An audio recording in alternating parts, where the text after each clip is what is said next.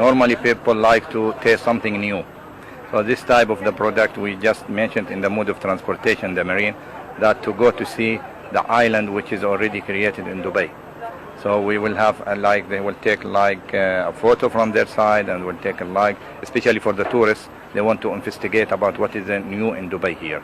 So this one of the mode of transportation will take them from here to the last destination for them. Then they can take a very nice moment for them. They can be remembered when they go back to their country.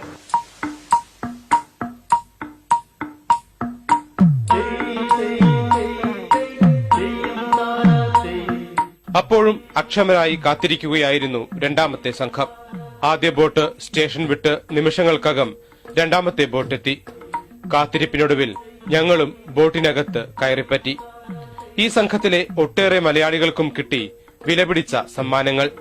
പിന്നീട് യാത്ര തുടങ്ങിയപ്പോഴേക്കും ആകാശത്ത് ഇരുട്ട് പരന്നിരുന്നു.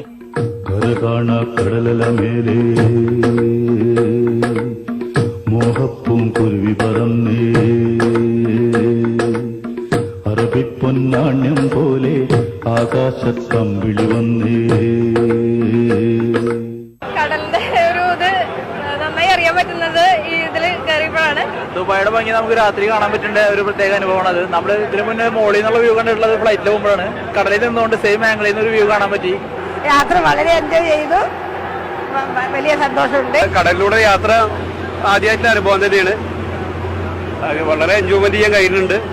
പിന്നെ ദുബായിയുടെ പല ഭാഗങ്ങളും അതുപോലെ ഐലൻഡുകളൊക്കെ കാണാൻ സാധിക്കും. അതുകൊണ്ട് വിമാനത്തിലേതിന് തുല്യമായ സംവിധാനങ്ങളും സൗകര്യങ്ങളുമാണ് ബോട്ടിൽ ആവിഷ്കരിച്ചിരിക്കുന്നത്. ശീതീകരിച്ച ഇരിപ്പിടങ്ങളിൽ നിന്ന് പുറം കാഴ്ചകൾ കാണാനായി ഡെക്കിലേക്ക്. ബോട്ടിന്റെ വേഗത്തിലും തിരയുടെ താളത്തിലും ആടിയും പാടിയും ആസ്വദിക്കുകയായിരുന്നു ഇവർ. കനത്ത ഇരുട്ടിൽ പുറം കാഴ്ചകൾ കാണാൻ സാധിച്ചില്ലെങ്കിലും യാത്രയുടെ ആവേശത്തിന് ഒട്ടും കുറവുണ്ടായില്ല. Everything is dark around. Couldn't find anything, but still enjoy. It's amazing actually. But that was just too far from here to the island there. And it's amazing. Yes, we love it. Malappuram Pulamanthole സ്വദേശികളായ അസീബ്, മാസിയ, നിഷാദ്, ഫെബിന എന്നിവർ honeymoon ആഘോഷത്തിന് തിരഞ്ഞെടുത്തതും ഈ boat സവാരിയാണ്. ദുബായിലെ visitor ആയിട്ട് ഇപ്പൊ വന്നപ്പോ ഇവരുടെ നമ്മളൊരു ഗസ്റ്റ് ആയിട്ടുള്ള നമ്മളെ ഹോസ്റ്റ് ചെയ്തതും എല്ലാ കാര്യങ്ങളും കണ്ടപ്പോൾ ഫസ്റ്റ് പേഴ്സണലി വല്ലാതെ അറ്റാച്ച്ഡ് ആയി പോയി. ഈ ബോട്ട് ഇങ്ങനെ ഓളം നിർത്തുന്നതനുസരിച്ച് മനസ്സും വല്ലാതെ ഓളം വെക്കണു. യാത്ര സ്റ്റാർട്ട് ചെയ്യുമ്പോൾ നമ്മൾ കരുതിയത് ജസ്റ്റ് ഒരു ട്രിപ്പ്, അതായത് ഒരു സ്ലോ മൂവിങ്, നമ്മൾ നാട്ടിലോ കാണുമ്പോൾ സ്ലോ മൂവിങ്. ബട്ട് ഇതിന്റെ സ്പീഡ് അതിന് നമ്മുടെ നാട്ടിൽ വളരെ ഡിഫറെന്റ് ആണ് ആക്ച്വലി. ഇതിന്റെ ഉള്ളിലെ ഹോസ്പിറ്റാലിറ്റി എവറിഥിങ് കണ്ട് ഞങ്ങൾ എക്സൈറ്റഡ് ആണ് ആക്ച്വലി.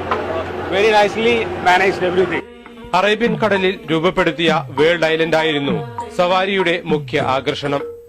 അൽ ഗുബൈബ സ്റ്റേഷനിൽ നിന്ന് തുടങ്ങി കൃത്രിമ ദ്വീപുകളും ദുബായ് മറീനയും കടന്ന് തിരിച്ചെത്തുമ്പോഴേക്കും 1.5 മണിക്കൂർ പിന്നിട്ടിരുന്നു. പറഞ്ഞിട്ടും തീരാത്ത യാത്രാ വിവരണങ്ങളിൽ നിന്ന് മറ്റൊരു പുതുമ തേടി യാത്രയാവുകയാണ് ഇവർ. സാധാരണക്കാർക്ക് അത് വലിയ ഗുണപ്രദമാണ്. അതോടൊപ്പം തന്നെ പല ഭാഗങ്ങളിലൂടെയും മെട്രോയുടെ സംവിധാനമുണ്ട്, ബോട്ടുകളുമുണ്ട്. ഇത് തുടർന്ന് നാളുകളിലും ഉപയോഗപ്പെടുത്താനും ദുബായ് ഗവൺമെന്റിന് മാറ്റിയ സംവിധാനങ്ങൾക്കും കഴിയട്ടെ എന്ന് പ്രത്യാശിക്കുന്നു, പ്രാർത്ഥിക്കുന്നു. കടലല മേലേ മോഹപ്പൂം കുരുവി പറന്നേ.